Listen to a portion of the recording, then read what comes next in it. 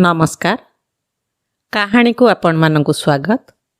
आज आसंतु शुणिबा अबोलकरा कथारे नारी माया देबे आगोचर। रात्रि पाहीगला। सहल सहल चतुर व्यंगकार शଯ୍ୟା त्याग करी डाक पकाइले, उठ अबोलकरा पाहिला राति, जीवा तीर्थ जाण चंचलमती। उपदेष्टांकर पाटी शुणिबा मात्रे अबोलकरा उपदेष्टांकर समस्त गंठिली पत्र कंबलादि धरी बाहरी पड़िला। एहापरे चतुर व्यंगकार आगे आगे चलिले, पछे पछे चली थाए अबोलकरा। एमिति किछि बाट चालू चालू उत्कल राज्य समाप्त हला। उत्कलर सीमा बाहर को जिबा परे उपदेष्टांकर दृष्टि को एक रमणीय स्थान देखागला। स्थानटी नाना प्रकार पुष्प फल विमंडित वृक्षलतारे परिपूर्ण। स्थानटी संपूर्ण निकांचन थिबारु नाना प्रकारर पक्षीमानंकर भयहीन विचरण थाए। सेठारे पक्षीमानंकर नाना प्रकार कलरव शुभुथाए। आउ मध्य चतुर व्यंगकार देखिले एपरि एक सुशोभनीय स्थान रे सेही राज्य जमीदारंक द्वारा एक सुंदर धर्मशाला निर्माण होइछि। चतुर व्यंगकार कहिले, देख त अबोलकरा, एई धर्मशालाटी खूब भल होइछि ना। अबोलकरा सेही धर्मशालाटी को देखि खूब खुशीटिए होई जाई कहिला, बाह कि सुंदर घर, आमे एही स्थान रे 2-4 दिन विश्राम नेले भल हुअंता। चतुर व्यंगकार अबोलकरा ठारू एपरि शुणिबा परे कहिले, रह बोलकरा श्रुति को शुणी स्थानीय देवता पूजिबा एठारे जानी, बड़ मनोरम अट ये स्थान, बसी लगाइबा प्रभुंकु ध्यान।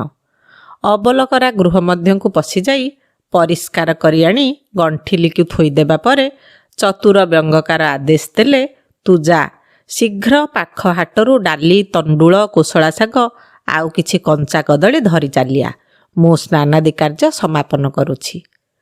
उपदेष्टांक ठारू पैसा और मुणा धरी अबोलकरा आउ मुहूर्ते मध्य काल विलंब न करी शीघ्र शीघ्र चलीगला पाखरे थिबा हाटकू। हाटरे पहुंची समस्त सौदा किणी सारी धर्मशाला को फेरी आसीबा बाटरे संध्या होईगला। सेथिलागि तरबरिया भावरे आगकू आगकू पाद पकाउथाए। एमती चाली चाली आसु आसु पथ मध्यरे तार पादटा अटकी रहिला। से देखिला पथ पार्श्वरे एक सुंदर मनोरम पुष्करिणी, किंतु पुष्करिणी मध्यरे खूब सुंदर नीलपद्म गोटिए फुटी मौली जिबाकू बसी थाए। पुष्करिणी चतुर्पार्श्वरे मुगुनी पत्थरर प्राचीर, आउ पुष्करिणीर तुठटी केवल शंख मलमल पत्थर द्वारा निर्माण होइछि। चारि पार्श्वरे खूब सुगंधयुक्त फूल गछ गुड़िया लगा जाइछि। सुलुसुलिया पवन बहुछि। एहिपरि एक मनोरम स्थान आउ केउठारे अबोलकरा आगरू देखि नथिला। स्थानटी अबोलकरा को खूब भल लागिलारु अबोलकरा पुष्करिणी पाखकू जाई देखिला जे तुठर अनति दूररे शंख मलमल पत्थर निर्मित चौतरा उपरे एक सुंदरी उल्लग्ना नारीर मूर्ति रहिछि। आउ मूर्तिर पार्श्वकू लागि रहिथिबा फलकरे लेखा जाइछि, नारीणांग मायाविनिश्च नारी माया देबे आगोचर। पुणी लेखा जाइछि, मूर्ति को स्पर्श करंतु नाही विपद। एहा देखि अबोलकरा विचलित अस्थिर होई एहार कारण जानिबा निमंते से उपदेष्टांक पाखकू धाइबाकू लागिला। अबोलकरा धई सई होई आसी ठिया हेबारु चतुर व्यंगकार पचारिले, कौन हैला कि रे अबोलकरा, दीर्घ निश्वास नेउछु। अबोलकरा कहिला, आश्चर्य, सबु आश्चर्य, एडे सुंदर पुष्करिणी, जल अमृत प्राय, शंख मलमल पत्थर तुठ पाबछ, सेथिरे पुणी सुंदरी स्त्रीर उल्लग्न मूर्ति, पुणी ताको स्पर्श करबाकू मना, एमिति हेबार कारण कौन चतुर व्यंगकार? चतुर व्यंगकार कहिले, व्यस्त हुओ नाही, नित्य कर्म तो सरिलाणी, अल्प गंडिए रोषेई करदेबा, तापरे खाई पी दे फांकारे बसी जिबा, आउ मु एहार कारण गोटी गोटी करी तते कहिदेबी। खियापिया काम सरी जिबारु चतुर व्यंगकार कहिले, एबे बस अबोलकरा मनकू धरी कहिबा कथाता केडे सुंदरी, उल्लग्ना कामिनी छाड़ी जामिनी उभा होई अछि दिवस जानी। अलकापुर नामरे एक राज्य थिला। सेही राज्य को शासन करुथिले राजा अमर्त्य सेन। राजा अमर्त्य सेन थिले जणे धार्मिक, न्यायवंत ओ प्रजापालक। ପ୍ରଜା ତଥା ଦେଶ ବିଦେଶରୁ ଆସୁଥିବା ଲୋକମାନଙ୍କ ରହିବାର ସୁବିଧା ନିମନ୍ତେ ସେ ଏକ ସୁନ୍ଦର ଧର୍ମଶାଳା ନିର୍ମାଣ କଲେ। ସ୍ନାନାଦି କାର୍ଯ୍ୟ ସମାପନ ନିମନ୍ତେ ପାଖ ଦେଶରେ ଏକ ସୁନ୍ଦର ପୁଷ୍କରିଣୀ ଖନନ ମଧ୍ୟ କଲେ। ପୁଷ୍କରିଣୀର ସୌନ୍ଦର୍ଯ୍ୟତା ନିମନ୍ତେ ଚାରିପାର୍ଶ୍ୱରେ ନାନା ପ୍ରକାର ପୁଷ୍ପଫଳର ବୃକ୍ଷ ଲଗାଇଲେ। ଦିନକର କଥା, ରାଜା ଅମର୍ତ୍ୟ ସେନ ଭ୍ରମଣରେ ଯାଇ ସୁବର୍ଣ୍ଣାନନ୍ଦ ନାମକ ଏକ ରାଜ୍ୟରେ ପହଞ୍ଚିଲେ। ସେ ରାଜ୍ୟରେ ରାଜାଙ୍କର ଏକ କନ୍ୟା ଥିଲା। କନ୍ୟାର ଅପୂର୍ବ ସୁନ୍ଦର ଦେଖି ରାଜା ମୋହିତ ହୋଇପଡ଼ିଲେ। ଏହାଛଡ଼ା ରାଜକନ୍ୟାର ନାମ ଥିଲା ମାୟାବତୀ। କନ୍ୟାଙ୍କର ନାମ ଯେପରି, କାର୍ଯ୍ୟ ମଧ୍ୟ ଠିକ୍ ସେହିପରି ଥିଲା। ରାଜକୁମାରୀ ମାୟାବତୀ କିଛି ମାୟା କରିବା ଜାଣିଥିଲେ। ପଶୁ ପକ୍ଷୀ ମନୁଷ୍ୟ ଏପରି ସେ ଯାହାଙ୍କ ପ୍ରତି ଆକୃଷ୍ଟ ହୁଅନ୍ତି ତାହାକୁ ନିଜର ମନ୍ତ୍ର ବଳରେ ମାୟାରେ ବଶୀଭୂତ କରି ରଖନ୍ତି। ପ୍ରତିଦିନ ସେ ନୂଆ ନୂଆ ପୁରୁଷଙ୍କୁ ନିଜ ମାୟାରେ ବଶୀଭୂତ କରନ୍ତି। ରାତ୍ର ହେଲେ ତାଙ୍କ ସହିତ ରତିକ୍ରୀଡ଼ା କରନ୍ତି। ପୁଣି ସକାଳ ହେଲେ ସେହି ପୁରୁଷ ଜଣଙ୍କର ମୃତ୍ୟୁର ଶରୀର ବାହାରକୁ ଆସେ। ଏପରି କାହିଁକି ହୁଏ? ରାଜକୁମାରୀ ଅନ୍ୟାୟ ଭାବରେ କାହିଁକି ବା ସେ ପୁରୁଷର ମରଣ ଦେଖନ୍ତି? ତାହା ହେଉଛି ଏକ ବିସ୍ମୟର କଥା। ସେ କଥା ହେଲା, ରାଜକୁମାରୀ ସିନା ପ୍ରତିଦିନ ନୂଆ ନୂଆ ପୁରୁଷଙ୍କୁ ନିଜର ବଶ୍ୟ କରି ନିଜର ମନୋକାମନା ପୂରଣ କରନ୍ତି, ହେଲେ ଆଉ ଏକ ମାୟା ନାମକ ରାକ୍ଷସ ପ୍ରତିଦିନ ରାଜକନ୍ୟାଙ୍କ ପାଖକୁ ଆସେ। ରାଜକୁମାରୀ ଯେଉଁ ପୁରୁଷମାନଙ୍କ ସହିତ ରାତ୍ରିରେ ରତିକ୍ରୀଡ଼ା କରିସାରି ଲୁଚାଇ ରଖନ୍ତି, ମାୟା ରାକ୍ଷସ କିନ୍ତୁ ମନୁଷ୍ୟମାନଙ୍କର ଗନ୍ଧ କୌଣସି ପ୍ରକାରେ ଜାଣିପାରି ରାଜକୁମାରୀଙ୍କ ଅନ୍ତଃସ୍ପୁରକୁ ଖୋଜି ଖୋଜି ସେ ମନୁଷ୍ୟକୁ ହିଂସା ପରାୟଣତା ହୋଇ ମାରିଦିଏ। ତାପରେ ରାଜକୁମାରୀଙ୍କ ସହିତ ରତିକ୍ରୀଡ଼ା କରିସାରି ଚାଲିଯାଏ। ଏପରି ସୁନ୍ଦରୀ ରାଜକୁମାରୀ ମାୟାବତୀଙ୍କୁ ରାଜା ଅମର୍ତ୍ୟ ସେନ ଦେଖିବା ପରେ ତାକୁ ନିଜର ରାଣୀ କରିବା ନିମନ୍ତେ ଇଚ୍ଛା କଲେ। କିନ୍ତୁ ମାୟାବତୀ ହେଉଛି କାମାତୁରା ରମଣୀ। ସେ ନୀତି ନୀତି ନୂଆ ପୁରୁଷମାନଙ୍କ ସହିତ ରତିକ୍ରୀଡ଼ା କରିବାକୁ ବ୍ୟାକୁଳ। ସେଥିଲାଗି ରାଜକୁମାରୀଙ୍କର ବିଭାଘରକୁ ସେ ନିଜେ ହିଁ ବନ୍ଦ କରି ରଖିଥିଲେ। ରାଜା ଅମର୍ତ୍ୟ ସେନ ସେଠାରେ ପହଞ୍ଚିବା ପରେ ଏ ସମସ୍ତ କଥା ଜାଣିପାରିଲେ। ହେଲେ ଉପାୟ କିଛି ନାହିଁ। ସବୁ ପୁରୁଷଙ୍କ ପରି ସେ ମଧ୍ୟ ସେଦିନ ରାଜକୁମାରୀଙ୍କର ମାୟାରେ ମୋହିତ ହୋଇପଡ଼ିଲେ। ସେଦିନ ରାଜା ଅମର୍ତ୍ୟ ସେନଙ୍କୁ ପାଖରେ ପାଇ ମାୟାବତୀ ଖୁବ୍ ଆନନ୍ଦରେ ଖୁବ୍ ମତୁଆଲା ହୋଇ ସେ ତାର ପ୍ରିୟ ସଖୀମାନଙ୍କୁ ସଙ୍ଗରେ ନେଇ ଅନ୍ତଃପୁରରେ ନାନା ପ୍ରକାର ଖେଳ କୌତୁକ କରାଇଲେ। ନିଜେ ମଧ୍ୟ ଉଲଗ୍ନ ହୋଇ ନୃତ୍ୟ କରି କରି ସେଦିନ ମୋହିତ ହୋଇପଡ଼ିବାରୁ ରାଜା ଅମର୍ତ୍ୟ ସେନ ଖୁବ୍ କୌଶଳ କରି ସେ ସ୍ଥାନ ପରିତ୍ୟାଗ କରି ସେଠାରୁ ପଳେଇ ଆସିଲେ। ହେଲେ ରାଜା ସେଇ ରାଜକୁମାରୀଙ୍କ ରୂପରେ ବିମୋହିତ ହୋଇ ପଡ଼ିଥାନ୍ତି। ପୁଣି ରାଜା ଗୋଜା, ସେଥିରେ ଯାହା ବୁଝିଥାନ୍ତି ତାହା ପରିବର୍ତ୍ତନ ହେବା ମଧ୍ୟ ଅସମ୍ଭବ। ତାପରେ ସେ ରାଜକୁମାରୀଙ୍କୁ ସବୁ ଦିନକୁ ପାଇବା ପାଇଁ ଉପାୟ ଖୋଜିବାକୁ ଲାଗିଲେ। ଏହି ସମୟରେ ରାଜାଙ୍କର ସହିତ ଜଣେ ସନ୍ନ୍ୟାସୀଙ୍କର ଦେଖା ହେଲା। ରାଜା ସନ୍ନ୍ୟାସୀଙ୍କୁ ସାଷ୍ଟାଙ୍ଗ ପ୍ରଣିପାତ କରି ରାଜକୁମାରୀ ମାୟାବତୀଙ୍କ ବିଷୟରେ ସମସ୍ତ କଥା କହିଲେ। ସନ୍ନ୍ୟାସୀ ମଧ୍ୟ ରାଜାଙ୍କର ମନୋବାଞ୍ଛା ପୂରଣ ହେବା ନିମନ୍ତେ ରାଜାଙ୍କୁ ଗୋଟିଏ ସର୍ବଶୁଭ କବଚ ପ୍ରଦାନ କଲେ। ସେହି କବଚ ପିନ୍ଧି ରାଜା ରାଜକୁମାରୀଙ୍କ ଅନ୍ତଃପୁରକୁ ଗମନ କଲେ। ଯେମିତିକି ସେ ରାକ୍ଷସ ରାଜାଙ୍କୁ ଦେଖିବା ମାତ୍ରେ ସେ ସ୍ଥାନ ପରିତ୍ୟାଗ କରି ପଳେଇଯିବ। ରାଜା କହିଲେ, ନାରୀଣାଂ ମାୟାବିନିଶ୍ଚ ନାରୀ ମାୟା ଆଗୋଚର। ଜଗତରେ ଯେଉଁମାନେ ସୁନ୍ଦରୀ କନ୍ୟା କାମଶୀଳା ସେମାନେ ମାୟାବିନୀ ଭାବରେ ପରିଚିତ।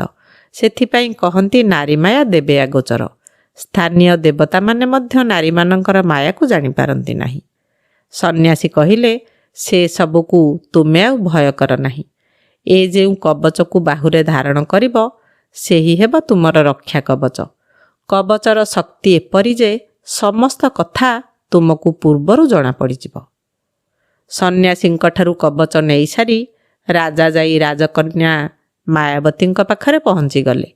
ରାତ୍ରରେ ରାଜା ରାଜକନ୍ୟାଙ୍କ ଅନ୍ତଃସ୍ପୁରରେ ସାହସର ସହିତ ରାତ୍ରି ଯାପନ କଲେ।